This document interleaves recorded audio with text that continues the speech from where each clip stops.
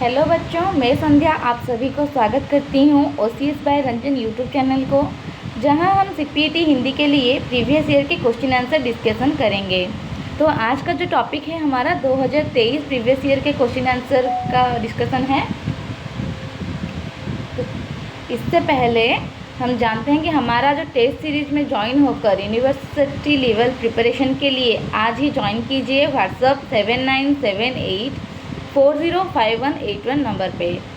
अधिक जानकारी के लिए नीचे डिस्क्रिप्शन में हमने टेलीग्राम एवं व्हाट्सएप चैनल लिंक दिया है, ज्वाइन कीजिए और अधिक जानकारी पाइए। तो बच्चों चलिए 2023 प्रीवियस ईयर क्वेश्चन का हम लोग डिस्कशन आरंभ करते हैं। तो सबसे पहले आते हैं बच्चा 1 नंबर क्वेश्चन को। तो 1 नंबर क्वेश्चन हमारा जो है वो है, प्राकृत की अंतिम अपभ्रंश अवस्था से ही हिंदी साहित्य का आविर्भाव माना जा सकता है। यह उक्ति किसकी है? तो बच्चों ये जो उक्ति है ये रामचंद्र शुक्ल जी का उक्ति है। तो ऑप्शन नंबर बी हमारा सही आंसर होगा। फिर आते हैं क्वेश्चन नंबर 2 पर, हिंदी साहित्य के निम्न इतिहासकारों का कौन सा कालक्रम ठीक है? Option A Grierson Ramchandra Shukla, Garcin de Tassy doctor Nagendra. Option B Garcin de Tassy doctor Nagendra Grierson Ramchandra Shukla. Option C Garcin de Tassy Ramchandra Shukla doctor Nagendra Grierson. तो बच्चों ऑप्शन डी जो है इसका कट हो गया है गलती से, तो इसका जो सही आंसर होगा वो ऑप्शन नंबर डी होगा। ऑप्शन नंबर डी ऑप्शन में आंसर क्या है? पहले गार्सद तासी आएगा, फिर ग्रियर्सन आएगा, फिर रामचंद्र शुक्ल, फिर डॉक्टर नगेंद्र। ये कालक्रम सही होगा।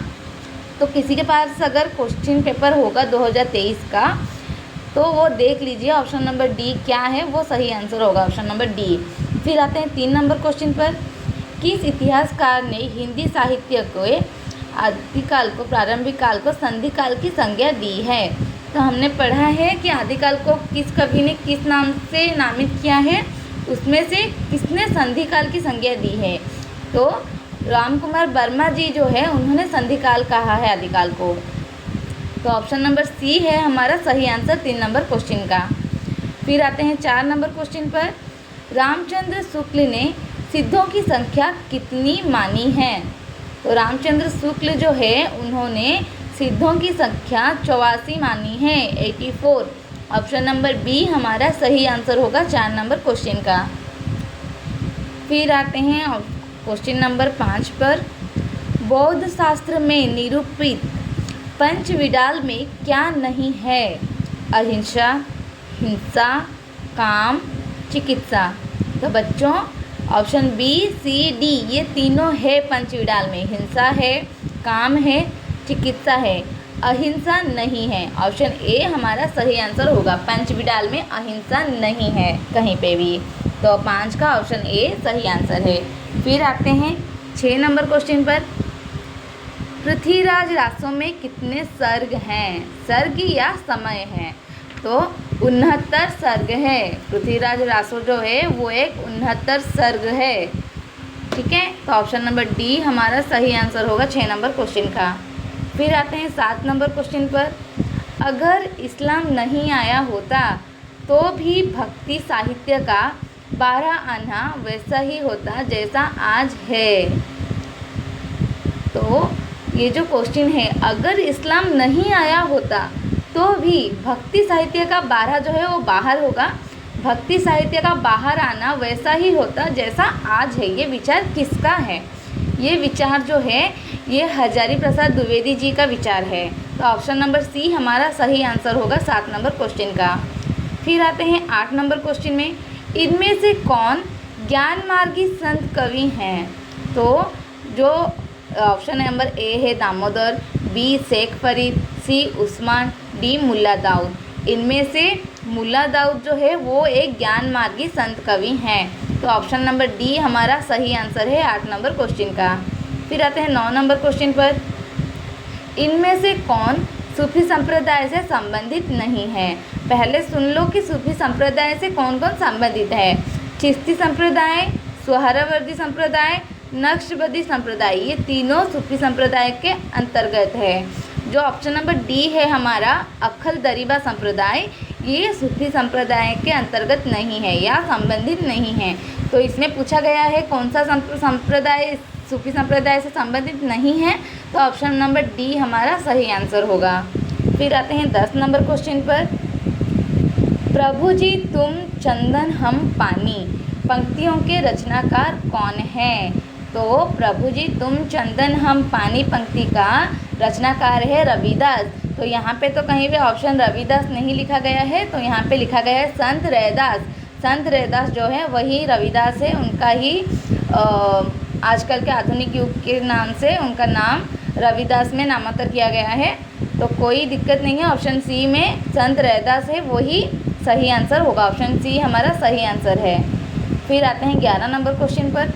उत्तर भारत में भक्ति के प्रचार प्रसार का श्रेय किसको जाता है? ए शंकराचार्य, 2 चैतन्य महाप्रभु, सी मध्वाचार्य, डी रामानंद। तो रामानंद जो है उनको उत्तर भारत में भक्ति का प्रचार प्रसार का श्रेय जाता है।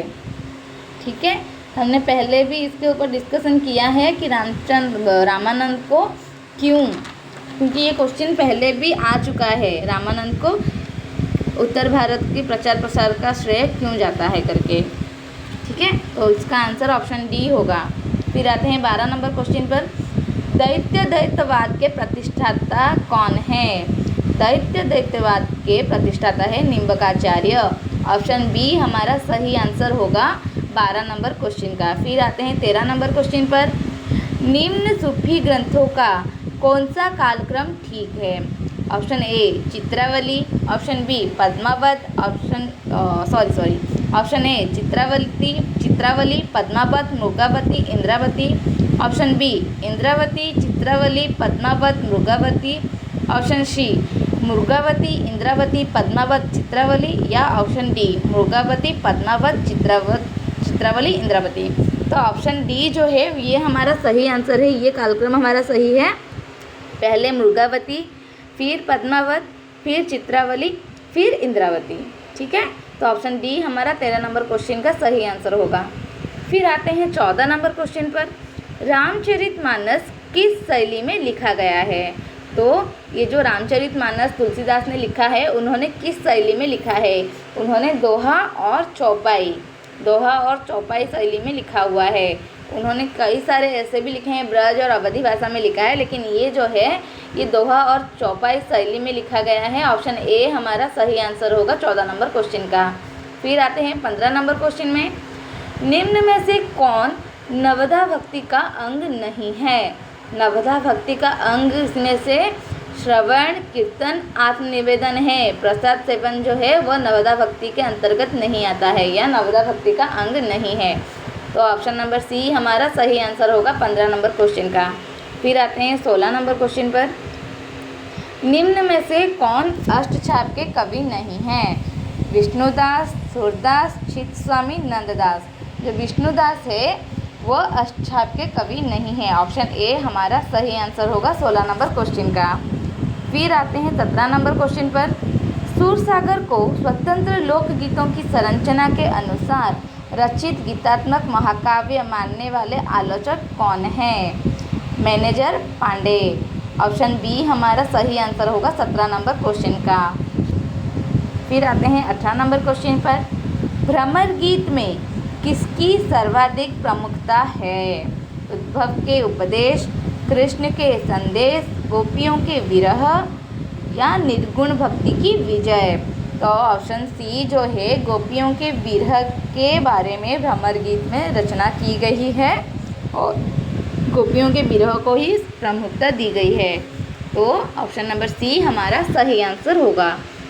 फिर आते हैं 19 नंबर क्वेश्चन पर। उधो मोहि व्रज विशरत नाही, यह किसकी उक्ति है? ये सूरदास जी की उक्ति है। ऑप्शन सी हमारा सही आंसर होगा 19 नंबर क्वेश्चन का। फिर आते हैं 20 नंबर क्वेश्चन पर।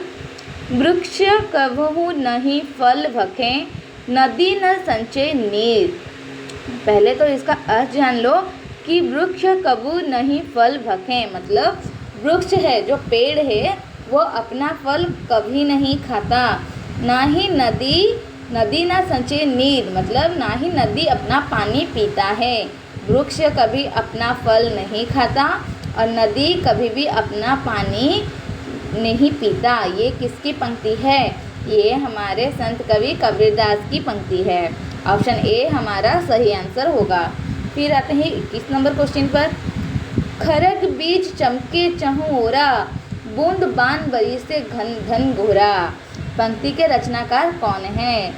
खरग बीज चमके चहुँ ओरा, बूंद बान बरी से घन घोरा। इस उक्ति के रचनाकार हैं मालिक मोहम्मद जायसी। ऑप्शन बी हमारा सही आंसर होगा 21 नंबर क्वेश्चन का। फिर आते हैं 22 नंबर क्वेश्चन पे। इसमें संदेह नहीं कि काव्य रीति का सम्यक समावेश पहले पहल आचार्य केशव ने ही किया है। ये उक्ति किसकी है? ये उक्ति रामचंद्र शुक्ल जी का है, जिन्होंने इसमें संदेह नहीं कि काव्य रीति का सम्यक समावेश पहले पहल आचार्य केशव ने ही किया है। उन्होंने आचार्य केशव के बारे में यहाँ पे कहा है। तो ये उक्ति रामचंद्र शुक्ल जी का है। ऑप्शन ए हमारा सही आंसर होगा। फिर आते हैं 23 नंबर क्वेश्चन पर। रीतिकाल के निम्न कवियों का सही कालक्रम निर्धारित कीजिए। ए देव मतीराम बिहारी घनानंद। ऑप्शन बी बिहारी मतीराम देव घनानंद। ऑप्शन सी बिहारी देव मतीराम घनानंद या ऑप्शन डी घनानंद देव बिहारी मतीराम। तो ऑप्शन बी जो है हमारा वह सही आंसर है। पहले बिहारी जी आते हैं, फिर मतीराम जी आते हैं, फिर देव और उनके बाद घनानंद जी आते हैं। ठीक है, तो रीतिकाल की ये जो कवियाँ हैं ये कालक्रम के अनुसार ऑप्शन बी के अनुसार सही है। तो 23 नंबर का ऑप्शन बी हमारा सही आंसर होगा। फिर आते हैं 24 नंबर क्वेश्चन पर। इनमें से कौन रीति मुक्त कवि नहीं है? आलम, घनानंद, ठाकुर, मतीराम। तो ऑप्शन सी जो है मतीराम वो हमारा सही आंसर होगा। मतीराम जी रीति मुक्त कवि नहीं है। ठीक है, फिर आते हैं 25 नंबर क्वेश्चन पर। तंत्रीनाद कवित रस सरस राग रति रंग, ये उक्ति किसकी है? तंत्रनाद कवित रस सरस राग रति रंग, ये उक्ति बिहारी लाल जी का है। ऑप्शन डी हमारा सही आंसर है 25 नंबर क्वेश्चन का। फिर आते हैं 26 नंबर क्वेश्चन पे। इनमें से कौन भारतेंदु युगीन कवि नहीं है? शिवमंगल सिंह सुमन, बद्रीनारायण चौधरी, प्रताप नारायण मिश्र, ठाकुर जगमोहन सिंह। तो ऑप्शन ए जो है शिव मंगल सिंह सुमन ये सही आंसर होगा। ऑप्शन नंबर ए हमारा 26 नंबर क्वेश्चन का सही आंसर है। फिर आते हैं 27 नंबर क्वेश्चन पर। द्विवेदी युग को जागरण सुधार काल नाम देने वाले विद्वान कौन है? डॉक्टर नगेंद्र है, जिन्होंने द्विवेदी युग को जागरण सुधार काल के नाम से नामित किया है। तो 27 नंबर क्वेश्चन का ऑप्शन नंबर सी सही आंसर होगा। फिर आते हैं 28 नंबर क्वेश्चन पर। इनमें से कौन मैथिली शरण गुप्त की रचना नहीं है? तो साकेत जो है वो मैथिली शरण गुप्त जी का ही रचना है। यशोधरा भी मैथिली शरण गुप्त जी का रचना है। भारत भारती भी गुप्त जी का रचना है। ये जो पथिक है ऑप्शन नंबर डी ये गुप्त जी की रचना नहीं है। तो सही आंसर हमें मिल गया, ऑप्शन डी है पथिक, जो कि गुप्त जी की रचना नहीं है। तो सही आंसर पथिक होगा। ठीक है, चलो 29 क्वेश्चन को देखते हैं। स्वच्छंदतावाद और छायावाद को दो भिन्न काव्य प्रवृत्ति मानने वाले विद्वान कौन हैं? Option number D Namvar Singh. Namvar Singh जो है उन्होंने स्वच्छंदतावाद और छायावाद को दो भिन्न काव्य प्रवृत्ति मानते थे। तो 29 नंबर का सही आंसर ऑप्शन डी होगा। फिर आते हैं 30 नंबर क्वेश्चन पर। छायावाद उस राष्ट्रीय जागरण की अभिव्यक्ति है जो एक और पुरानी रूढ़ियों से मुक्ति चाहता था और दूसरी ओर विदेशी पराधीनता से। छायावाद के संबंध में ये कथन किस आलोचक का है? किस आलोचक ने ये कहा है? तो ऑप्शन नंबर सी जो है हमारा नामवर सिंह, उन्होंने छायावाद के संबंध में ये उक्ति कहा है। तो ऑप्शन नंबर सी हमारा 30 नंबर क्वेश्चन का सही आंसर है। फिर आते हैं 31 नंबर क्वेश्चन पर। लखनऊ में प्रगतिशील लेखक संघ की स्थापना किस वर्ष हुई थी? तो 1936 में लखनऊ में प्रगतिशील लेखक संघ की एक स्थापना हुई थी। तो ऑप्शन नंबर बी जो है हमारा 1936 वो सही आंसर होगा। 31 का ऑप्शन बी सही आंसर है। फिर आते हैं 32 नंबर क्वेश्चन पर। प्रयोगवाद का आरंभ अज्ञेय द्वारा संपादित किस काव्य संग्रह से माना जाता है? प्रयोगवाद का आरंभ अज्ञेय द्वारा संपादित तार सप्तक काव्य संग्रह से माना जाता है। ऑप्शन नंबर ए हमारा सही आंसर होगा। तो 32 नंबर क्वेश्चन का सही आंसर है ऑप्शन ए। फिर आते हैं 33 नंबर क्वेश्चन पर। नई कविता पत्रिका का संपादन 1954 में किस कवि द्वारा आरंभ किया गया था? तो नई कविता पत्रिका का संपादन जो है वो जगदीश गुप्त जी ने किया था। तो ऑप्शन नंबर सी जो है वो हमारा सही आंसर होगा। 33 नंबर क्वेश्चन का ऑप्शन सी सही आंसर है। फिर आते हैं 34 नंबर क्वेश्चन पर। साए में धूप किस गजरकालकार का काव्य संग्रह है? तो साए में धूप जो है वो दुष्यंत कुमार जी का काव्य संग्रह है। ऑप्शन नंबर बी हमारा सही आंसर होगा। फिर आते हैं क्वेश्चन नंबर 35 पर। फोर्ट विलियम कॉलेज की स्थापना कब हुई थी? फोर्ट विलियम कॉलेज की स्थापना 1800 ईस्वी में हुई थी। तो ऑप्शन ए हमारा सही आंसर होगा। फिर आते हैं 36 नंबर क्वेश्चन पर। इनमें से कौन हिंदी के प्रारंभिक गद्य लेखक नहीं है? बालकृष्ण भट्ट जो है वो हिंदी के प्रारंभिक गद्य लेखक नहीं है। तो 36 नंबर क्वेश्चन का ऑप्शन सी हमारा सही आंसर होगा। फिर आते हैं 37 नंबर क्वेश्चन पर। हिंदी भाषा के प्रथम पत्रिका किसे माना जा सकता है? हिंदी भाषा के प्रथम पत्रिका किसे माना जा सकता है? तो ऑप्शन बी जो है उदंत मार्तंड जो है वो हमारा सही आंसर होगा। Option B.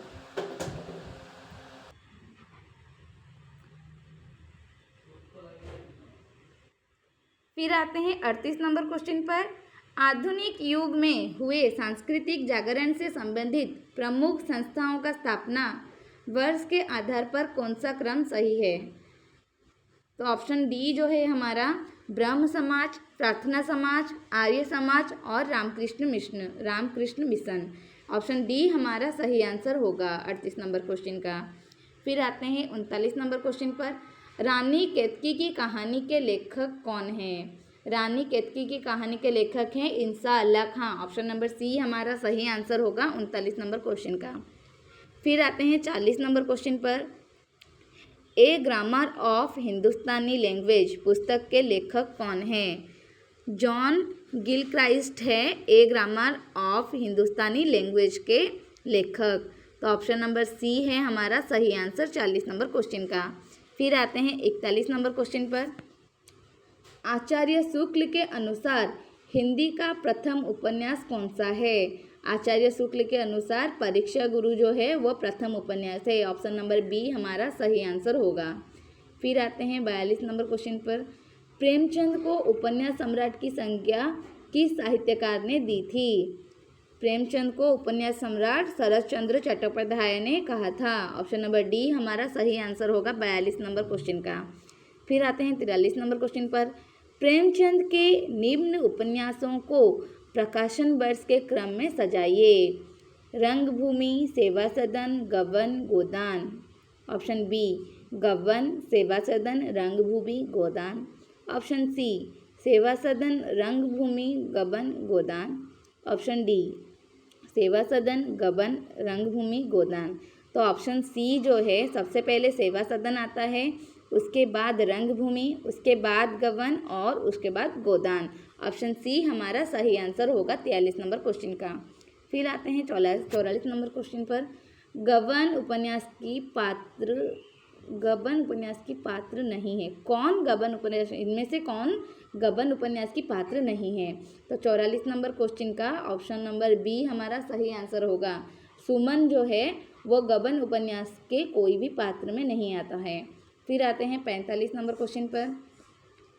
इनमें से कौन सा उपन्यास मन्नू भंडारी का नहीं है? आपका बंटी मन्नू भंडारी जी का उपन्यास है। महाभोज जो है वो भी मन्नू भंडारी जी का है। रेत समाधि वो मनु भंडारी जी की उपन्यास नहीं है। स्वामी जो है वो मनु भंडारी जी का ही उपन्यास है। तो ऑप्शन सी जो है रेत समाधि, ये हमारा सही आंसर होगा। फिर आते हैं 46 नंबर क्वेश्चन पर। जयशंकर प्रसाद की प्रथम कहानी कौन सी है?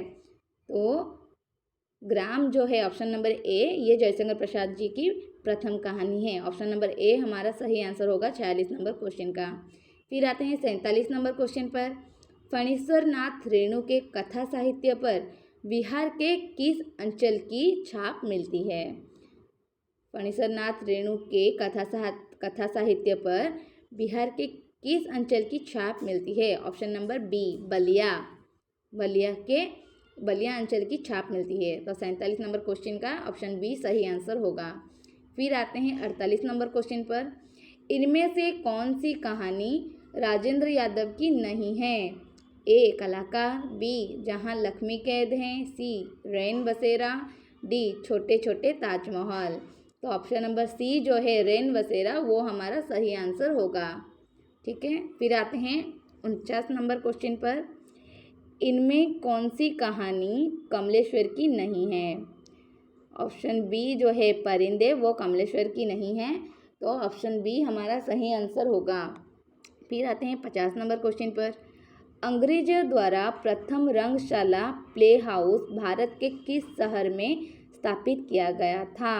ऑप्शन सी हमारा सही आंसर होगा, कोलकाता में प्ले हाउस स्थापित किया गया है। ठीक है।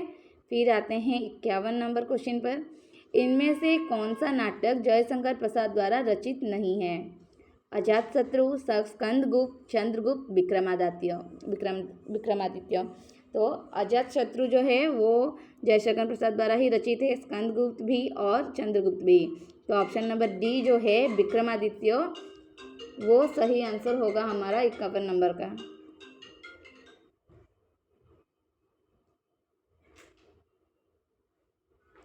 फिर आते हैं 52 नंबर क्वेश्चन पर। आषाढ़ का एक दिन नाटक संस्कृत के किस साहित्यकार के जीवन पर आधारित है? ऑप्शन नंबर बी, कालिदास जो है वो आषाढ़ का एक दिन नाटक संस्कृत के साहित्यकार के जीवन पर आधारित है। तो इसमें जो आषाढ़ के एक दिन पर कालिदास पर ही रचित किया गया है। ऑप्शन नंबर बी हमारा सही आंसर है। फिर आता है 53 नंबर क्वेश्चन पर। इनमें से कौन सा पात्र आषाढ़ का एक दिन नाटक का नहीं है? ऑप्शन नंबर बी जो है श्यामांग, ये हमारे आषाढ़ के एक दिन नाटक के पात्र नहीं हैं। बाकी सब आषाढ़ के एक दिन के पात्र है। विलोम, मातुल, दंतुल सब उसके एक एक पात्र है। तो ऑप्शन बी हमारा सही आंसर होगा। फिर आते हैं 54 नंबर क्वेश्चन पर। पुरुष महत्वाकांक्षी होता है पर स्त्री का प्रमुख गुण त्याग है, सेवा है। माधवी नाटक में ये किस पात्र द्वारा कहा गया है? ये ऑप्शन बी है जो जजाति, वो ऑप्शन नंबर बी है सही आंसर। जजाति ने ये उक्ति कहा है। ठीक है। फिर आते हैं 55 नंबर क्वेश्चन पर। रसात्मक वाक्य को काव्य मानने वाले आचार्य कौन है? विश्वनाथ है। ऑप्शन डी हमारा सही आंसर होगा। विश्वनाथ जो है वो रसात्मक वाक्यों को काव्य मानने वाले आचार्य हैं। फिर आते हैं 56 नंबर क्वेश्चन पर।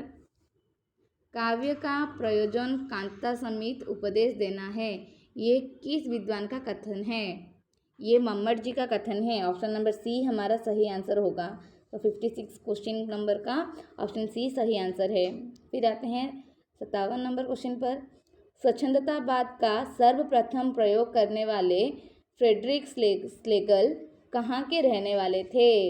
फ्रेडरिक स्लेगल जर्मनी के रहने वाले थे। ऑप्शन नंबर डी हमारा सही आंसर होगा। फिर आते हैं 58 नंबर क्वेश्चन पर। अंग्रेजी कविता में स्वच्छंदतावाद का प्रारंभ किस कवि की कविताओं से माना जाता है? Option A, Wordsworth. Option A हमारा सही आंसर है 58 नंबर क्वेश्चन का। फिर आते हैं 59 नंबर क्वेश्चन पर। अभिव्यंजनावाद के प्रवर्तन का श्रेय किसको जाता है? बेनेडिक्ट क्रोचे, जिसको हम क्रोचे के नाम से जानते हैं। ठीक है। तो ऑप्शन नंबर सी हमारा सही आंसर होगा। फिर आते हैं 60 नंबर क्वेश्चन पर। अभिव्यंजनावाद को हिंदी के किस काव्य शास्त्रीय सिद्धांत के समकक्ष माना जाता है? अभिव्यंजनावाद को वक्रोक्ति के समकक्ष माना जाता है। ऑप्शन बी हमारा सही आंसर होगा 60 नंबर क्वेश्चन पर। फिर आते हैं 61 नंबर क्वेश्चन पर। बिंबवाद के प्रवर्तक कौन है? फुल में TE फुल में। ऑप्शन नंबर सी हमारा सही आंसर होगा 61 नंबर क्वेश्चन पर। फिर आते हैं 62 नंबर क्वेश्चन पर। आधुनिक हिंदी कविता में बिंब विधान पुस्तक के रचनाकार कौन है? Option number B Kedarnath Singh. Kedarnath Singh जो है वो आधुनिक हिंदी कविता में बिंब विधान पुस्तक के रचनाकार है। ऑप्शन नंबर बी हमारा सही आंसर होगा। फिर आते हैं 63 नंबर क्वेश्चन पर। किस पत्रिका को प्रतीकवाद का घोषणा पत्र माना जाता है? फिगारो को प्रतीकवाद का घोषणा पत्र माना जाता है। ऑप्शन ए हमारा सही आंसर होगा 63 नंबर क्वेश्चन पर। फिर आते हैं 64 नंबर क्वेश्चन पर। प्रतीकवादी कविता में किसके सम्मिश्रण पर अधिक बल दिया जाता है? शब्द और संगीत के सम्मिश्रण पर अधिक बल दिया जाता है। ऑप्शन बी हमारा सही आंसर होगा 64 नंबर क्वेश्चन का। फिर आते हैं 65 नंबर क्वेश्चन पर। प्रतीकवाद का आरंभ किस देश में हुआ था? प्रतीकवाद का आरंभ ऑप्शन नंबर डी फ्रांस में हुआ था। फिर आते हैं 66 नंबर क्वेश्चन पर। अस्तित्ववाद के प्रवर्तन का श्रेय किसको जाता है? अस्तित्ववाद का प्रवर्तन का श्रेय सारेन किर्कगार्ड को जाता है। ऑप्शन नंबर सी हमारा सही आंसर होगा। फिर आते हैं 67 नंबर क्वेश्चन पर। इनमें से कौन अस्तित्ववादी विचारक नहीं है? तो अरस्तु जो है वो अस्तित्ववादी विचारक नहीं है। ऑप्शन नंबर बी हमारा सही आंसर होगा 67 नंबर क्वेश्चन का। फिर आते हैं 68 नंबर क्वेश्चन पर। इनमें से किसका संबंध मार्क्सवाद से नहीं है? ऑप्शन नंबर सी कार्ल जेस्पर्स, ये मार्क्सवाद से संबंधित नहीं है। तो ऑप्शन नंबर सी हमारा सही आंसर होगा। फिर आते हैं 69 नंबर क्वेश्चन पर। मार्क्सवादी सिद्धांतों की पुष्टि करने वाली पुस्तक कला की ज़रूरत के लेखक कौन हैं? Option number A Ernest Fischer कला की ज़रूरत के लेखक हैं। तो 69 नंबर क्वेश्चन का ऑप्शन ए सही आंसर होगा। फिर आते हैं 70 नंबर क्वेश्चन पर। जिस मूल भाषा का अनुवाद किया जाता है उसे क्या कहते हैं? मतलब कि जिस मूल भाषा का अनुवाद किया जाता है उस भाषा को क्या कहते हैं? उस भाषा को मूल भाषा कहते हैं। ऑप्शन ए हमारा सही आंसर होगा। फिर आते हैं 71 नंबर क्वेश्चन पर। एक भाषा में व्यक्त विचारों को यथासंभव सम्मान और सहज अभिव्यक्ति द्वारा दूसरी भाषा में व्यक्त करने का प्रयास अनुवाद है। यह किसका कथन है? ऑप्शन ए भोलानाथ तिवारी जी का कथन है। तो ऑप्शन ए हमारा सही आंसर होगा 71 नंबर क्वेश्चन का। फिर आते हैं 72 नंबर क्वेश्चन पर। संविधान समिति ने हिंदी को राजभाषा बनाने का निर्णय कब लिया था? तो हिंदी को राजभाषा बनाने का निर्णय संविधान में 14 सितंबर 1949 को लिया गया था। ऑप्शन नंबर डी हमारा सही आंसर होगा। ठीक है। फिर आते हैं 73 नंबर क्वेश्चन पर। संविधान की अष्टम अनुसूची में वर्तमान भाषाओं की संख्या कितनी है? तो ऑप्शन नंबर बी 22 संविधान की अष्टम अनुसूची में वर्तमान भाषाओं की संख्या 22 है। फिर आते हैं 74 नंबर क्वेश्चन पर। राजभाषा नियम 1976 के अनुसार हिंदी को प्रभावी ढंग से लागू करने के लिए पूरे भारत को कितने क्षेत्रों में बांटा गया है? पूरे भारत को 3 क्षेत्रों में बांटा गया है। तो 74 नंबर क्वेश्चन का ऑप्शन बी हमारा सही आंसर होगा। फिर आते हैं 75 नंबर क्वेश्चन पर। 12वां विश्व हिंदी सम्मेलन 2023 किस देश में आयोजित किया गया था? ऑप्शन नंबर सी फिजी हमारा सही आंसर होगा 75 नंबर क्वेश्चन का। फिर आते हैं 76 नंबर क्वेश्चन पर। दिनकर की किस पुस्तक की प्रस्तावना पंडित जवाहरलाल नेहरू ने लिखी थी? संस्कृति के 4 अध्याय। ऑप्शन नंबर बी हमारा सही आंसर होगा। व्यक्ति उन्नति करता है तो उसके नाम के साथ कई तरह के अपवाद जुड़ने लगते हैं। आषाढ़ का एक दिन में ये उक्ति किस पात्र द्वारा कही गई है? ये उक्ति मल्लिका द्वारा कही गई है। तो ऑप्शन डी हमारा सही आंसर होगा। इनमें से कौन सी रचना प्लेटो की नहीं है? पेरिपोइथिकेस पेरिपोइथिकस, ये ऑप्शन बी जो है ये प्लेटो की रचना नहीं है, तो ऑप्शन नंबर बी हमारा सही आंसर होगा। फिर आते हैं 79 नंबर क्वेश्चन पर। पेरिप्सूस किसकी रचना है? लॉन्जिनस की है, ऑप्शन नंबर बी हमारा सही आंसर होगा। फिर आते हैं 80 नंबर क्वेश्चन पर। निम्न में से किस महिला रचनाकार का संबंध दलित विमर्श से है? तो मनु भंडारी जी जो है उनका संबंध दलित विमर्श से है, तो ऑप्शन नंबर बी हमारा सही आंसर होगा। तो बच्चों आज का चैप्टर यहीं पे ख़त्म होता है। तो आगे के लिए जानने के लिए जुड़े रहिए OCS रंजन यूट्यूब चैनल के साथ। यहीं पे हम लोग आज की ये डिस्कशन ख़त्म करते हैं। थैंक यू बच्चों।